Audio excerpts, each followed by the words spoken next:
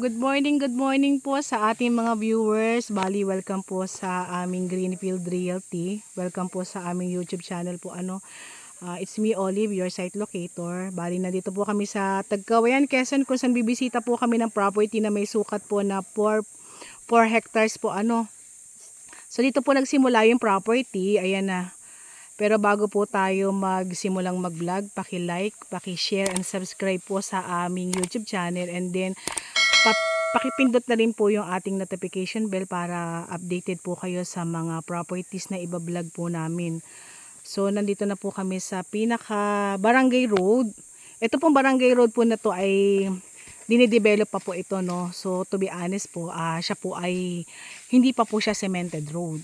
And then, pero ito daw po, hopefully sabi po ni Kuya, si Honor, ay nakausap daw po niya si Kapitan. So hopefully this year po magawa na po siya. So sa ngayon, motor pa lang po yung makakapasok. Mayroon po kasing part na kasya yung 4 wheels, katulad po nito, medyo malapad po siya. Pero dun sa banda doon, motor pa lang po yung pwedeng pumasok. So, sa ngayon, malinaw na motor lang po yan talagang pwedeng nating gamitin dito sa may pinaka road. Pero, kung sakaling ma-develop na po siya, pasok na pasok po ang ating 4 wheels. Ayan. So, ito po yung mga motor namin. So, yung kasama ko yung buong team.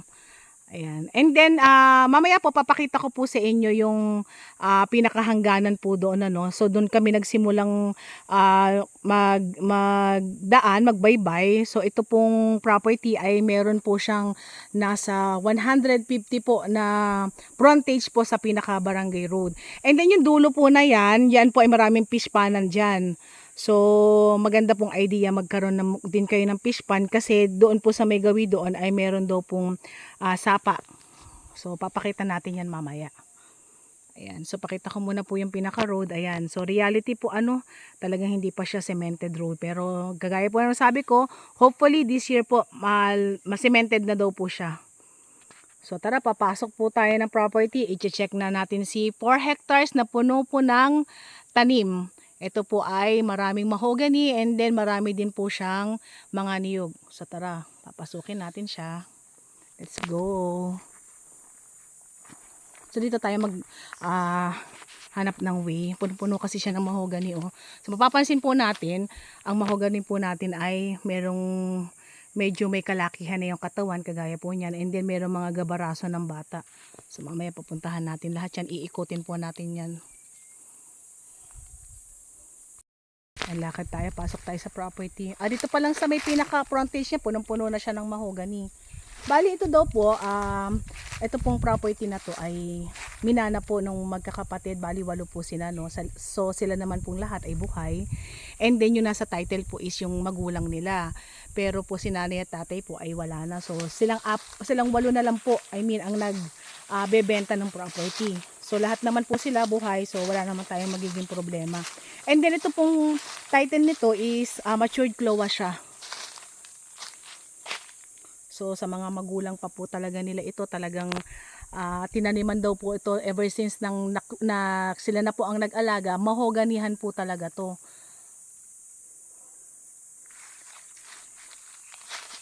Nakuhanan na daw po ito dati, naanihan na po ng mahogany ito. Then, tinaniman na lang daw po nila ulit. So, punong-puno po siya, Magigilid tayo. Ang lalaki ng mga puno, Sagana sa laman. As in, mahoganihan talaga.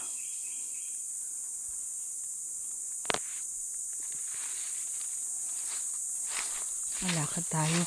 May mga kawayan siya. Ayun, daming kawayan.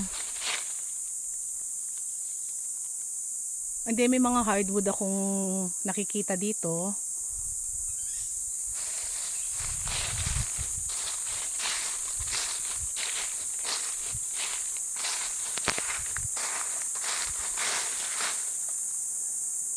Ay, talaga ang dami talaga, So mamaya tatanong natin kay tatay kung ilan yung bilang niyan.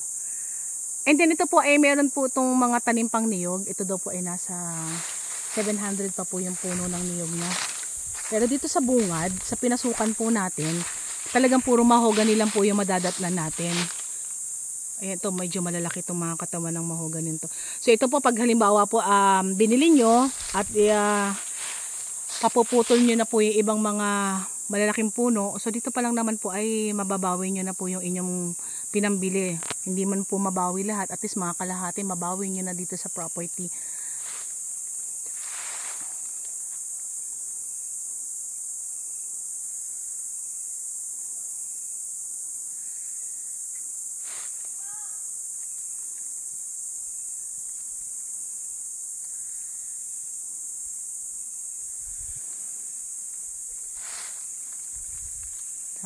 Daming laman, punong-puno ng laman.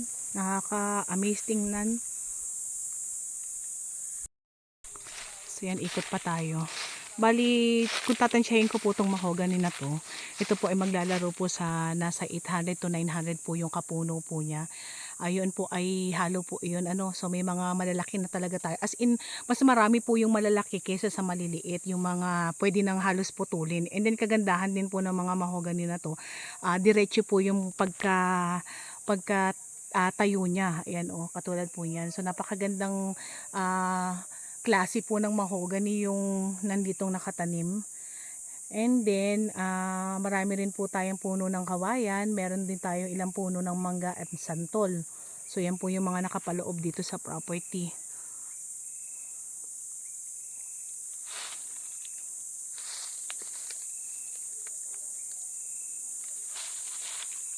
May mga maliliit pa tayong puno ng kaimito. So, ang nilulukad daw po ni tatay dito sa kanyang niyugan ay nasa 7,000 kabuo. So, bukod po dun sa mahogany, meron pa siyang mga tanim na niyog. So, mamaya pupuntahan natin yan. Nandun po yan dun sa may gawi po doon. And then, meron din pong fish pond din po rito sa loob ha. Mamaya papakita ko rin sa inyo yan. So, tayo po ay nasa 3 kilometers na binaybay na nagmotor po tayo, barangay road po, na hindi pa develop, para makarating po tayo dito sa property. Ito na po yung niyugan sa medyo bandang likod. Bali ito po ay may dating sukat na po. Ito po ay merong 4 na mahon. So yun po ay parang ayun po, korte siyang panyo. So napakagandang korte ng lupa po. 4 na mahon lang po meron ang property na ito. May mga pantanim pambago si tatay na mga niyog Tapos ayan, puro kawayan siya. Ayan.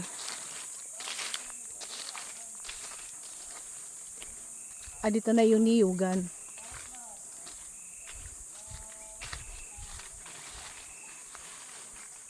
Wow.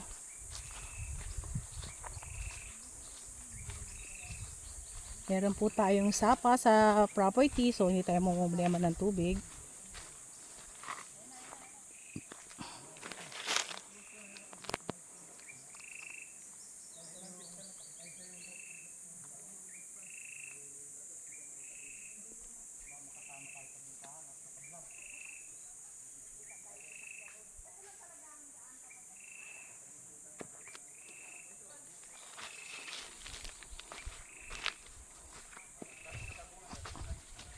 Ikot pa tayo.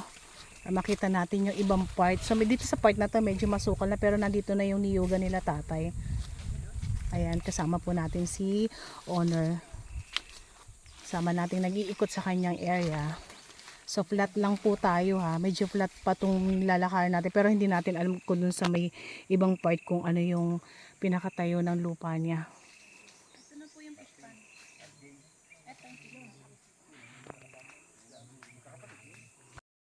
So may mga kakao to, di ba? Lapitan natin yung fish pond. Bali itong fish pond po na to ay ginawa po to nila owner po dati. So nilagyan daw po nila ito ng tilapia. So pansariling fish pond. Yan, lapitan natin para makita natin. So pwede daw po siyang ulit lagyan. Hindi lang talaga nila naaasikaso na okay. Ayan. So may pansariling fish pond sila tatay dito. So lalagyan na lang daw natin ng net or linisin para daw po mas maging malusog daw po yung mga tilapia na pwedeng pakawalan dito. Pero daw po ito ay dati na nilang nilagyan, so pwede daw po ulit lagyan. Ayan, so medyo ano na po, tinubuan siya ng mga damo. Pero konting linis lang yan, napakaganda naman yan.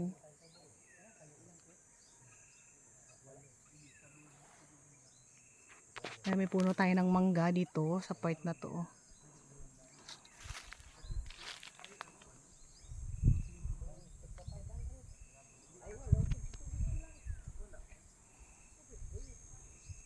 So sa mga naghahanap po ng property na gusto po ay magkaroon po sila ng aalagaan ng mga isda, ayan po ito na po yung ma-advise ko po sa inyong property. Ayan, maganda to, punong-puno ng mahogany.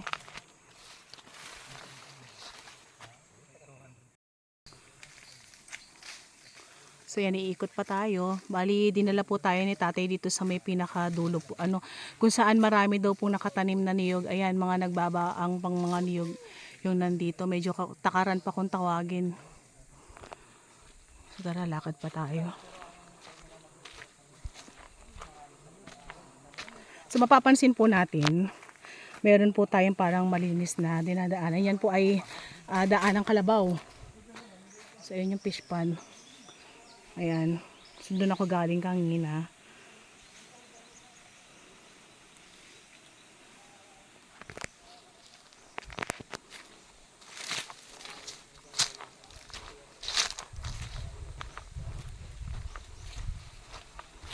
Ganda pala dito pagka gusto mong tanawin yung fish pond. Ayan tanaw na tanaw dito sa taas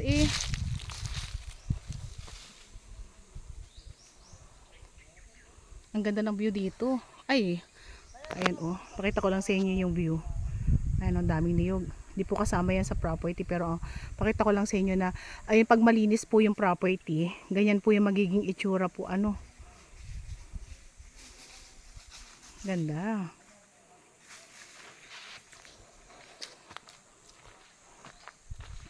Papakitaan daw ako ni tatay ng medyo malinis na part.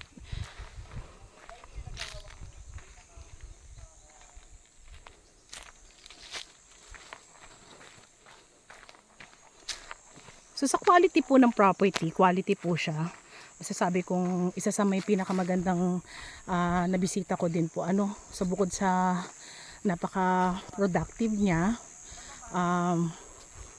maganda pa po ito kasi nakaharap po tayo sa kalsada kung saan may frontage po tayo nasa 150 meters.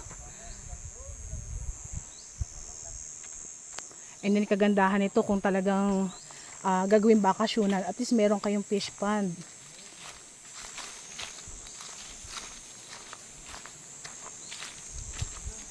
Ay, dito maganda talaga. Yan, may tubig.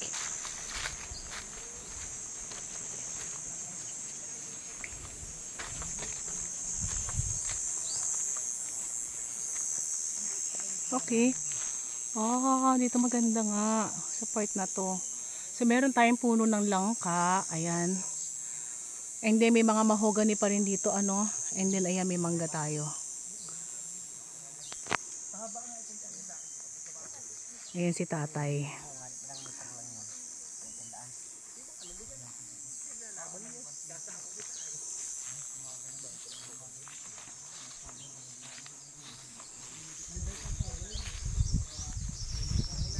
Ito po yung sinasabi nila na mga katabi na fish pond. So silipin po natin So ito hindi nasakop, I think, ng property. Oo, hindi na nga po. At doon po yung fish pond na sinasabi namin, yung isa sa atin. Ito hindi na po sakop, 'di ba? Kuhanan ko lang ng picture. Wow, ang ganda naman. Ano yung tatay, may net? Ayan po So si tatay din po, katabi ng property is meron din siyang fish pond dito sa loob. Pero hindi na po sakop ng property yan Iba na po yan. Pakita ko lang po sa inyo yung idea. Tatay, sa inyo po yung fish pond. Wow, ang ganda naman. Bali, ito po yung operational na na fish pan po nakatabi nung kila tatay. Pero ayon po kay tatay, ayon kasama natin. Pwede rin maging ganyan yung fish pan natin. So sila po kasi talagang tinutukan nila yung pag-aalaga, kaya po na-develop nila ng ganyan kaganda. Yan po ay maraming pong laman na tilapia. And then doon daw po sa may gawi doon mamaya titingnan natin kung mapupuntahan natin.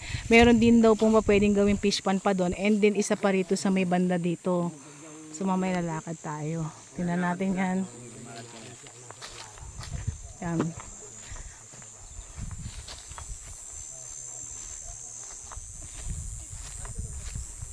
So ikot tayo. Meron siyang mini kubo na sira na. Marami rin ako nakikita pong mga kalamyas dito. Yan. Rambutan. Rambutan tong isa na to. Ito pa. Ayan, mga rambutan po yan, oh. Okay. Ayun pa, may puno pa siya ng mangga doon, sa gawi doon. Ayan, dinala po ako ni tatay dito sa isang sinasabi niya pa pwedeng gawing fish pan po ulit. So yan po, dating fish pan na po talaga. Ang ginawa daw po ng mga nandito is nilimas lang daw, so hindi naman siya nalagyan na ulit ng tubig. Oo nga po, ano? So yan, explain ni tatay, ayan o. May laman dati ito. Nilagyan din po yan. Bakit po nila? Kanilang tubig, hindi na, nagangan. Pumati. Dapat po pag nilimas na gano'n, lalagyan, hindi, Ginalitan ko nga eh. Sabi ko nilimas nyo, hindi nyo hinarangan. dapat po pala hinaharangan. Dati anong puno po itong malaki na ito? Malibago po yan. Malibago. Malibago. Pinapatay ko nga, yung napatay. Binuntin ko ba yung puno, hindi na namamatay. Ay pa, may mga sangat eh. Yung ugat na yun sa sanga, yun ang nagsusupply pataas. Ayan, ikot pa po kami. So ito yung isang sinasabi pong pwede rin gawing fish pan. So dalawang fish pan na po yung nakita natin, ano. So yung isa titignan natin kung mararating natin. Ay, dito yung mga ibang niyog. So dito po yung sinasabi ni tatay na medyo mag-slope lang tayo ng konti. So yun yung medyo mataas na part, pero hindi naman daw po ganong kataasan. Ayan. So lahat ng nilakaran natin, buhat dun sa may umpisa ng road natin hanggang dito po sa may kalagitnaan, almost kapantayan po siya. So narating ko na yun sinasabi ni tatay na may konting part, konting-konti lang naman daw po na medyo mag-slope. So ito na po yun. Ayun, dami pong mga niyog dito, oh.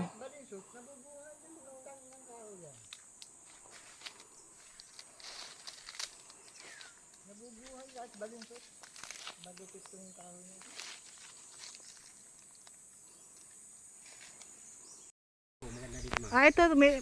Ito lansones nga. Ayan, meron tayo nag-iisang puno ng lansones. And then ayan, mga mahogany pa rin, nandito pa rin, o yan.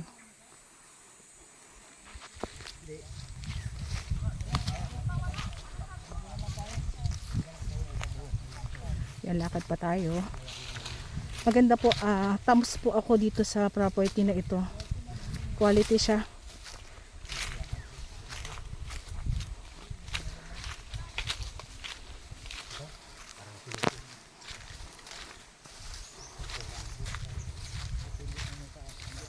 Dito po, hindi na po ito sakop.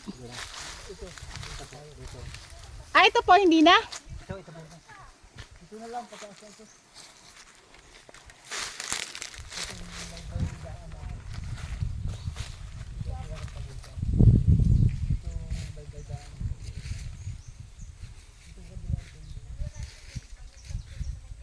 Bye-bye pa lang landaan dito pa ganyan. Ito na lang po yun.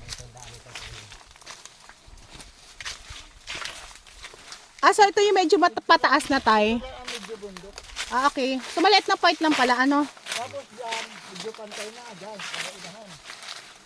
Pantay na. Ito na yung pag-isang daan ito. Diyan ang malinis ba? Ito ang pag-ikan eh. Ito na. So yan po, sakop pa. Kuya. So yan, sako pa po yung mga niyugan na yan. Dito yan sa may bandang likuran po. So inaya pa po kami ni tatay dito sa may bandang likod. And then mapapansin natin nandito yung mga karamihan pa rin ng mga niyog na medyo takaran. Pero marami pa rin po siyang mga mahogany na kasing liit po ng baraso ng bata. So ito na po yung pinaka-boundary. Ayan, another property na po ito. Kung mapapansin nyo po yung line nung niyog, ayan na po yung pinaka-boundary po nila. So medyo masukal lang kaya hindi tayo makaakyat. Pero ito yung sinasabi ni tatay na medyo mataas na part. Pero gradual na slope lang naman siya. So magigilid na lang ako kasi ito po yung pinakadinadaanan din naman ng mga kalabaw. So dito tayo magdaan sa medyo malinis.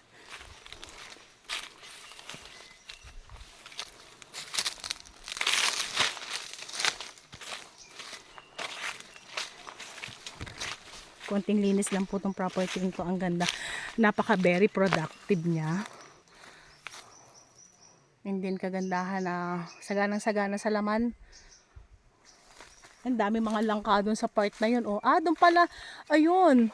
Ayun po, mga puno ng langka. Ang dami.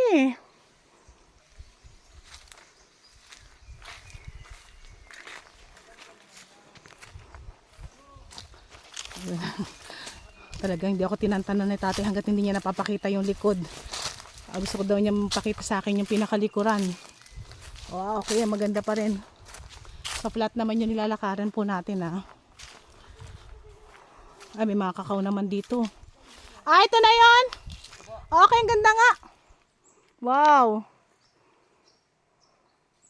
Pantayan siya, no? Ang dami rin pating mahogany pa rin dito. May mga mangga pa rin. Ang daming mahogany. Langka. Oo, tabi-tabi po yung puno ng langka. Ang dami gatong langka. Kapal din sa paglagas ng kami kasi. Hanggang pa po yan doon, ma'am, sa unahan doon. Doon, ma'am, maganda pa rin ang view doon. Hindi baba kasi ang dami. Gandun lang yun. Maganda po, ma'am, may kakao sa mga niya. Ano yan, sapa po yung boundary na yon? Hindi po. Yan pong may mababa na nyug na yan. Iba na yon. Iba na po yan. Oo nga, iba na yung age niya. Pag ano na po. May mababa na yan. Ito lang matataas. Sa kabilang kanto. Bali dyan na hanggang dyan. Tapos pa ganun naman. Yan. Ganun lahat. Ganda. Maganda kung nalilinisan. Maganda din na pag nalilinisan. Ayo po, pag medyo na-amaze po ako dito pagdating po sa likod. So talagang double thumbs po ako sa property. Ayun yung masasabi ko. Double thumbs po ako dito. So ang pinaka ko lang po dito sa ngayon po yung road lang po yung pinaka magiging magiging distraction po natin. Pero sa quality po ng property, sabi ko nga 2 thumbs ako. So napakagandang property. Dito sa part ng likod, magugulat ka, biglang bubulaga sa iyo yung karamihan ng niyog, napakaraming puno ng langka, and then mangga, tapos meron pa siyang mga kakao. Ayan.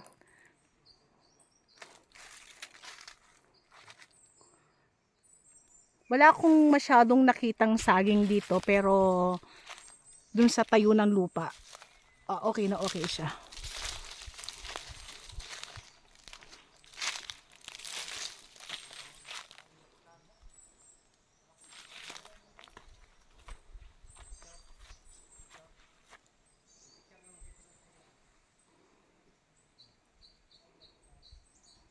Kung na-amaze ako dun sa unang part na puro mahogany, dito sobrang ganda dito sa may likod. Sabi nga ni tatay, kung talagang ang makakabili nito ay may pang-upa at matabasan, ay talaga namang napakagandang property.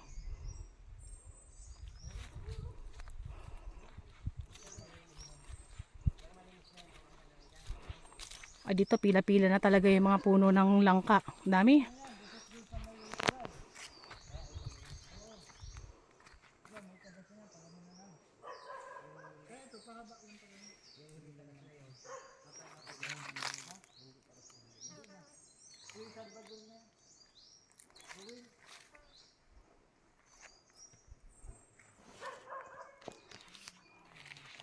Tara, lakad tayo. Sundan natin si tatay.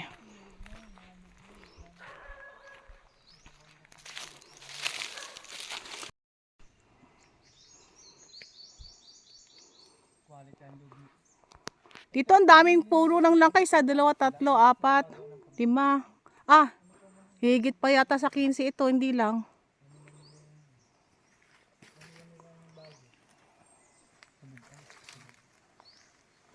Itong ganito Sila pa ang bandari, oh. pwede na Ayun na po, ito na. Okay, yung gilid ano, yung hilera ng mga niyog ano. Okay.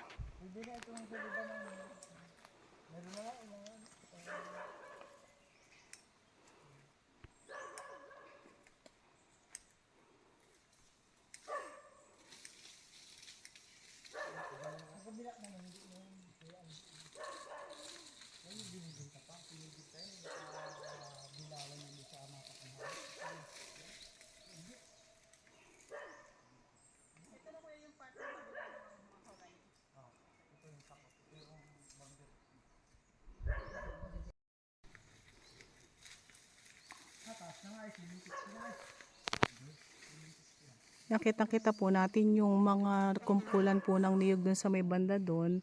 Kaya hindi na tayo pupunta ano kasi medyo masukal na dito. So dito na lang tayo sa harap, zoom na lang natin.